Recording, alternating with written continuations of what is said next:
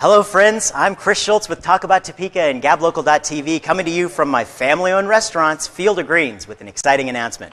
In 2002, armed only with a dream and a lot of supportive friends, I had a feeling that if we built it, they would come. Field of Greens was born. For those of you who are familiar with Topeka history, our historic downtown was not necessarily celebrated the way it should have always been. Well, it's 2017 and we're still alive and kicking because of our loyal customers who continue to believe in us. But just because our story can be reduced to a positive feel-good line from a popular movie doesn't mean that it was easy. Back then, and even still today, some people have no issue calling us fools for believing in our community. We might be fools, but it's certainly not for believing in and supporting the people who have supported us. A lot of people have been asking me how we've been doing since the fire, so here's a quick update before we get to the exciting announcement. If you went back 3 years and asked me if we would survive the construction in downtown without any parking, I would have confidently told you that most of our customers are loyal office workers in the adjoining buildings. Since they wouldn't be getting 2 years off and they still had to eat, I was fairly confident that they would be there to help us through the storm. And they would have been, but while the streets were torn up, 2 of our neighboring office buildings were emptied for renovations. The Department of Agriculture was moved to Manhattan. This caused nearly a 50% reduction to our loyal customer base and eliminated much of the already limited parking on the side streets for building construction dumpsters and crews. I thought that we were done for until an event across the street gave me tremendous hope. It was the groundbreaking for the Cyrus Hotel.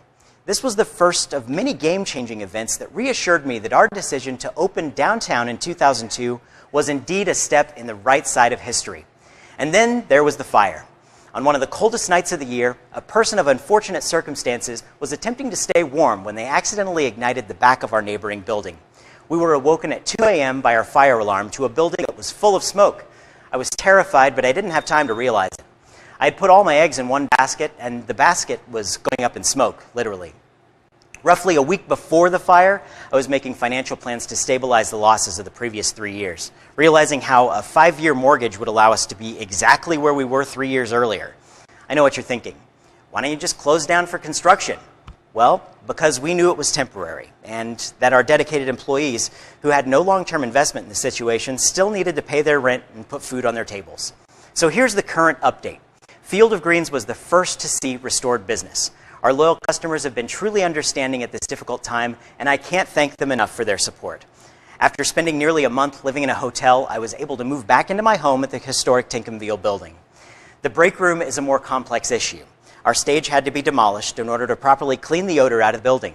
Our stage was a substantial part of our business there.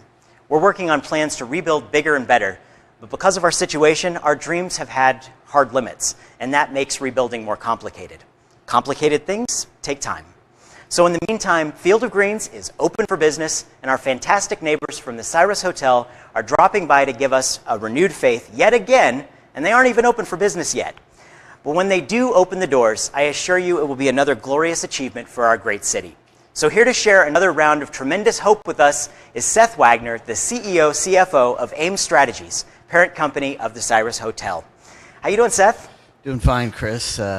Just wanted to give you a little bit of an update on the Cyrus Hotel before we talk about the big event on Monday. Can't wait to hear it. Where are we at with this place? So you'll see next week they'll actually be blocking off the parking down to the Architect 1 drive-through, so getting very, very close. All the permits for demolition went down to the state, and hopefully sometime late next week you'll see what used to be the former Maricel's Closet. It'll be the first kind of thing to go and actually moving ground and breaking ground down there. So we're seeing a lot.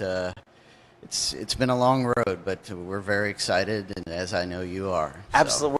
We're so excited to be on that road with you guys. Just the fact that you guys have seen our struggles over here and seen what we've just gone through, and you wanted to do something, and you reached out to me, and you said, we want to do this thing for you. And I about fell out of my chair, I'll put it that way. But it's just incredibly cool. It's a great way to help people realize that we're down here in business, and a great way to reward some of those customers who've been loyal for us for the last few years. So you want to tell us a little bit about what we're going to be doing? Sure. I guess just wanted to say from an AIM standpoint, there's nobody that does more for downtown Topeka than Chris. I mean, he is Mr. Downtown. So thank you. It was an unfortunate incident with the fire that happened almost a little over a month ago, and we saw him struggling, and we realized that the success of everybody in downtown Topeka is our success.